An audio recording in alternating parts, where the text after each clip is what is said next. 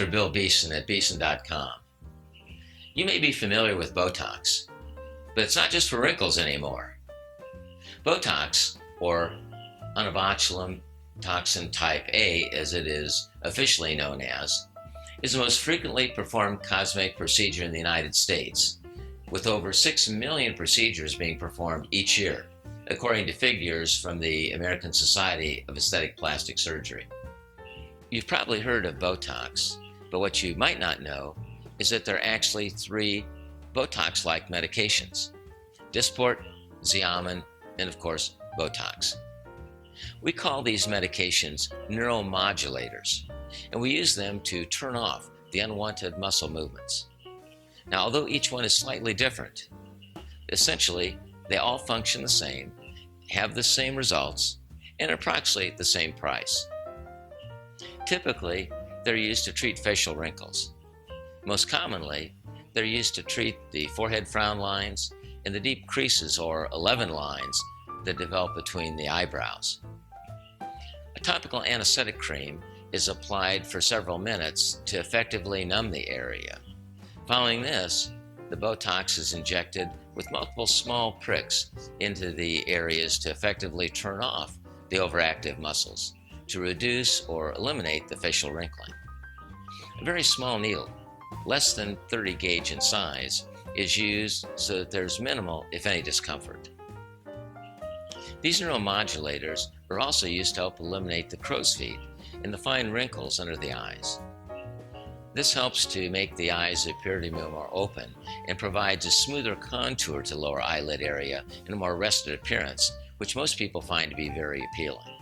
And in some cases, Botox is used to lessen the creases in the upper lip and those unsightly bands or cords in the neck. Several clinical studies have shown the effectiveness of Botox. The Journal of Dermatologic Surgery reported on the impact of Botox on the treatment of crow's feet and on patients' self-perception and self-satisfaction. Botox-treated patients showed improvement in perceived appearance, tiredness, age, attractiveness, and satisfaction. Another study in the Journal of Dermatologic Surgery was a double-blind, randomized, placebo-controlled outcome study. These are a very complex type of study and the most accurate type of scientific study that can be performed. The researchers looked at how Botox treatments affected quality of life and self-esteem in 100 patients.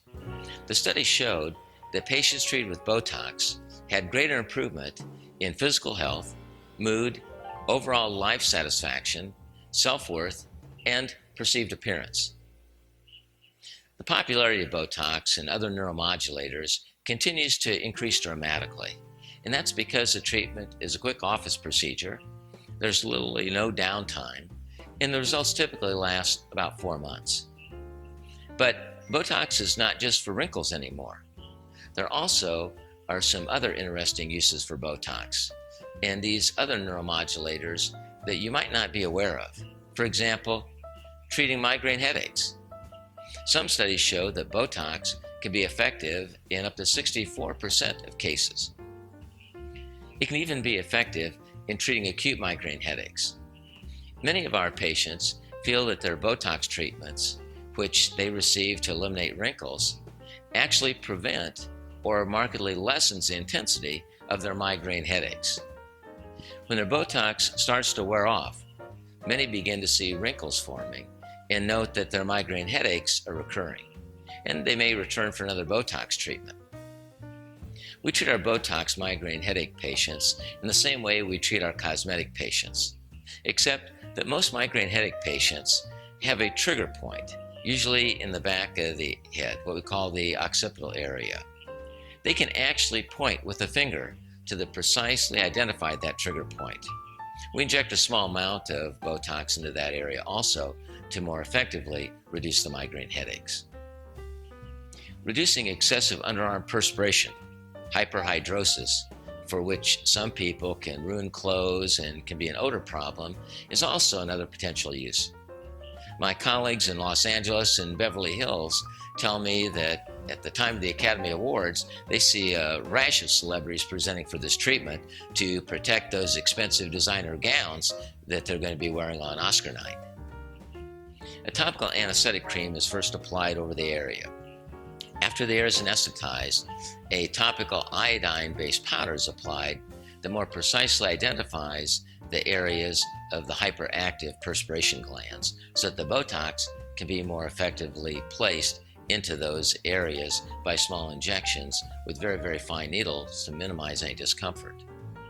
Some patients are troubled by a similar problem which causes sweaty palms. Botox can also be used to eliminate or reduce this problem.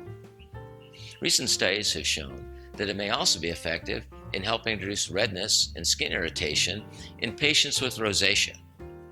And currently, researchers are investigating its use in controlling pain after certain types of surgeries.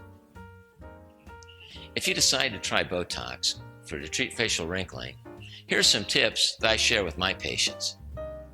Number 1, for the first 4 hours after treatment, frown and squint. Move those muscles that you want to turn off. Researchers have shown that the medication is absorbed much more effectively in the muscles that are moving.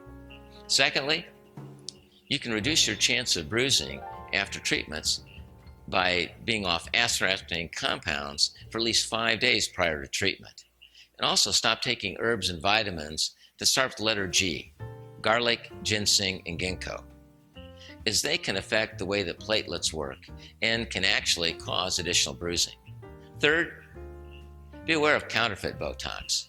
FDA has published a consumer alert to let people know that some obtain Botox from black market sources and that there can be problems with efficacy and possible contamination when people are treated with these cheaper imitations. And finally, be sure that the person treating you is properly trained and qualified. Just because they have an MD or a DO behind their name does not mean that they have the knowledge or expertise that you're looking for. I hope that this information has been helpful. I'm Dr. Bill Beeson at Beeson.com. Thank you.